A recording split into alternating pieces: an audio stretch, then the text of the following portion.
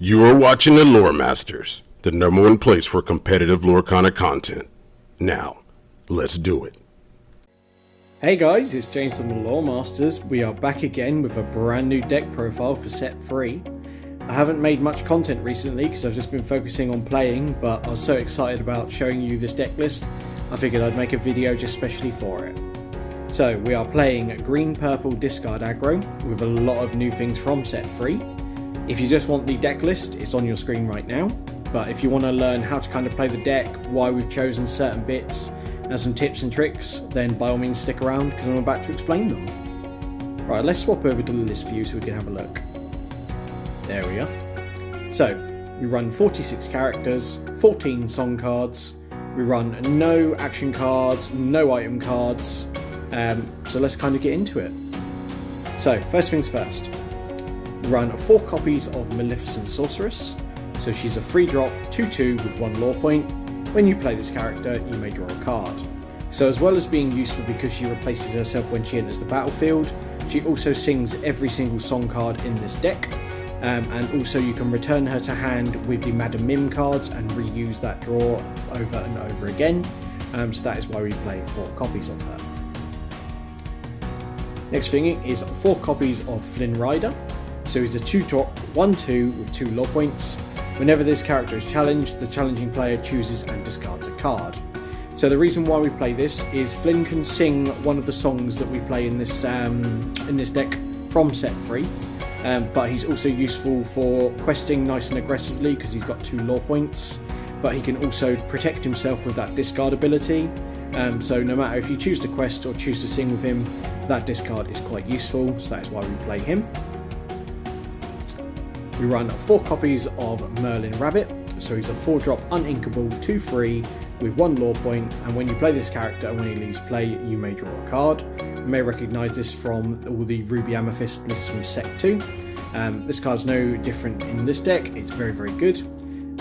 We have the ability to abuse this so we can actually draw 5 cards with him in a single turn with a small combo, would you believe? You can also do the same thing with Merlin Goat to gain 5 lore, but we'll get to that in a second. But yeah, very useful card to have. It makes up part of the Merlin Mim package. Speaking of that, here we are with Madam Mim Fox. So 3-drop 4/3 with Rush, and you have to return a character or banish her with 1 lore point. So very useful to have a nice early aggressive Rush Kai. Return your enter the battlefield triggers back to your hand, which we run lots and lots in this deck. But it's all part of the Merlin Mim package to, make use of all the different Merlin forms and get advantage from that. So going on from the Fox is 4 copies of the Snake. So 2-drop 3/3 with 1 lore point. When you play it, return a character to hand or banish it. So again, reuse those enter the battlefield triggers. But this is nice to play on turn 2 after you do a turn 1 character, because you can quest with them or challenge and then bounce them back to hand, and then you've got something that's undamaged or can't be attacked. So very useful to kind of have this card, but like I say, it's just in there to abuse your Merlin forms and also return your cards and enter the battlefield trigger to your hand.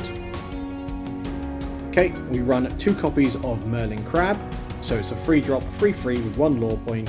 When you play this character and when he leaves play, chosen character gains Challenger +3 this turn.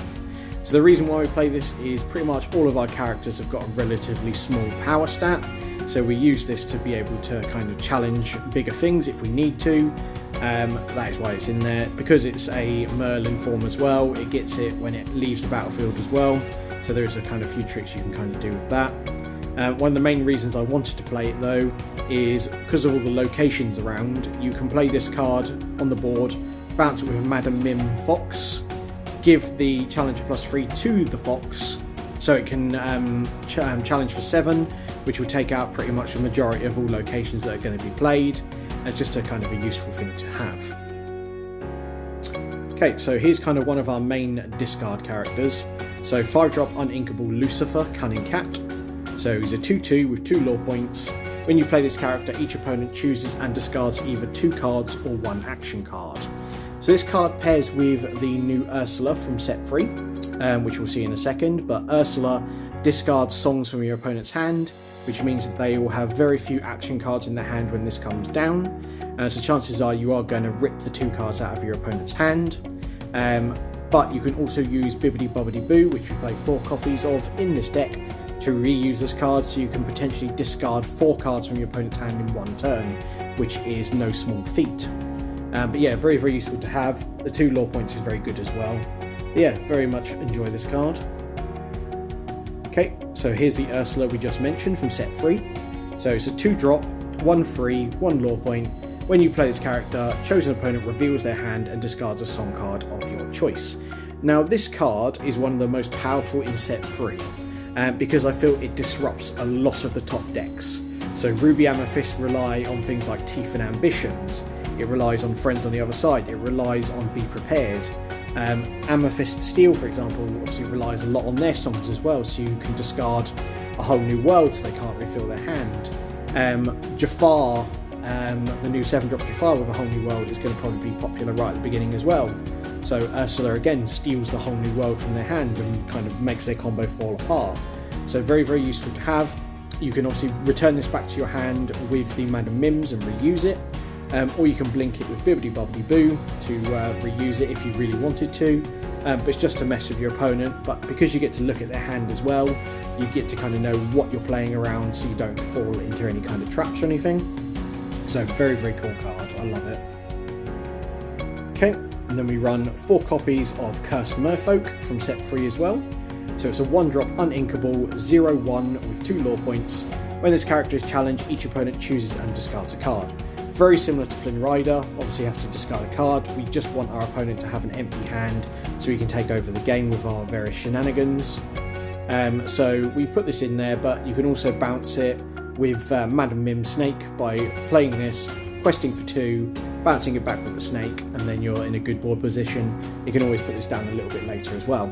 But yeah, you just want to get your opponent's resources down so you can take over the game. Okay, and then this is the other 1-drop that we're playing. Honestly, this card could be any other 1-drop in green or purple that you choose.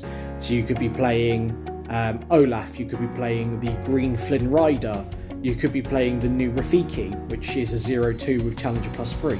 But I've chosen to give this one a go to begin with. I may change it later. There's no reason why this card shouldn't work, but it's whenever this character quests, you may banish this character to draw a card. So realistically, if you haven't opened Mim Snake for a turn 2 play, you can just basically quest this, draw a card, and then play a 2-drop like Ursula or Flynn Rider, and then you're not going to get punished by your opponent challenging this thing and you losing it. You don't have to banish it to draw a card. You can just choose to not and just quest with it for a few turns, but you know, it's draw power. It's a fairly decently statted card as well, but yeah, I like it. It ticks all the boxes, so I'm going to play that for now. Okay, and then finally is Legendary Ursula. We run 4 copies of it. So 3-drop, inkable, 2 free. Whenever this character sings a song, you may play that song again from the discard for free, then put it on the bottom of your deck. So I'm going to spend a bit of time on this card because there is a lot of combos you can do with this. So some of the simpler ones is you can play this on turn 3, use it to sing Friends on the Other Side and just draw 4 cards. That's nice and simple. You can then, you've got the other green draw spell as well, so you can do that if you wanted to. So draw 2, discard 1, and then do that again. You can use Bibbidi Bobbidi Boo to use basically sing Bibbidi or Bobbidi Boo with this card, and then choose one of your 4 drops or anything for that matter, and then you get to put it back to your hand and then bring it back twice. A nice little combo that you can do, which I mentioned earlier, is the Merlin Rabbit. So say for example you play this on turn 3, then on turn 4 you play the Merlin Rabbit, draw a card, sing Bibbidi Bobbidi Boo with Ursula, choosing the Merlin Rabbit, goes back to your hand, you replay it, so you draw 2 from that interaction, and then the Bibbidi Bobbidi Boo triggers again, so you can do it on the Merlin Rabbit again, and then bring it back to draw another 2, so that's a total of 5 cards in one turn. You can do that with the Goat as well, so just gain 5 lore instead of 5 cards. But the nice thing about this is you don't have to put it all on the Rabbit either.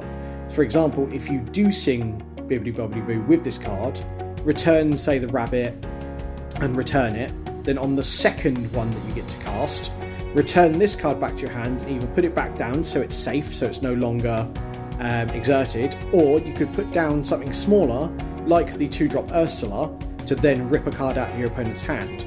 So there's lots of little cool tricks you can do with Bibbidi Bobbidi Boo and this card, but it's also worth mentioning as well that we run 2 copies of Mother Knows Best as well. So this card with that card turns into return 2 of your opponent's characters to their hand, which is very useful to do if you just need to kind of clear their board down a little bit, because you then can discard it out of their hand with things like Lucifer. So that is worth bearing in mind with this card. It is very cool. There's lots of different tricks you can do with this. You absolutely must play 4 copies in this deck. Right, that is all of the characters, so we're just going to go over the songs quickly. So, Friends on the Other Side, free cost song, just draw 2 cards, and a character who costs 3 or more can sing this song for free. Lots of different things that can sing this song in this deck, but obviously with Ursula it turns into draw 4, but it's a very, very good draw card. Those of you who have been playing for a little while have seen this card. It's just one of the best draw cards in the game, and there's no different here. Okay, so we run 2 copies of Mother Knows Best. This was a late addition to the deck. Originally I was playing 2 copies of Sorcerer's Spellbook, so you can gain some lore points later on in the game. I may include that card a little bit later in, but I'm going to try this for now.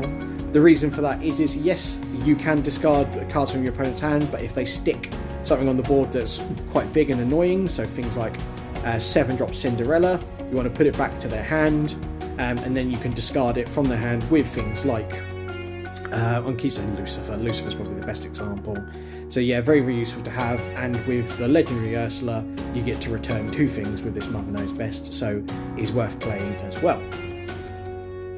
Okay, and then here's one of the main combo pieces that I mentioned earlier, Bibbidi Bobbidi Boo. So character who costs 3 or more can sing this song for free, return chosen characters of yours to your hand and play another character with the same cost or less for free. So obviously lots and lots of enter the battlefield triggers that you get in this deck. So, you know, this can be as wild as your imagination lets you. You can do lots of different combos, lots of different things. So I could do a whole video of all the different combos that you could do with this thing. But my best advice to you is try the deck out and kind of try the different combos you can do with it.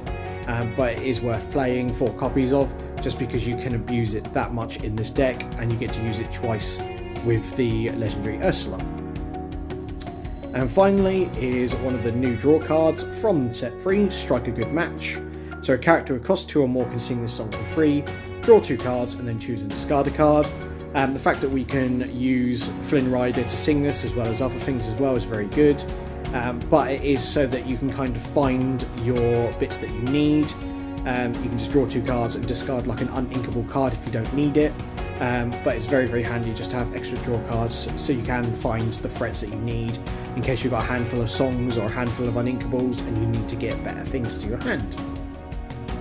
Okay guys, that is the deck as a whole, so I really hope you've enjoyed this deck profile as much as I've enjoyed making it for you.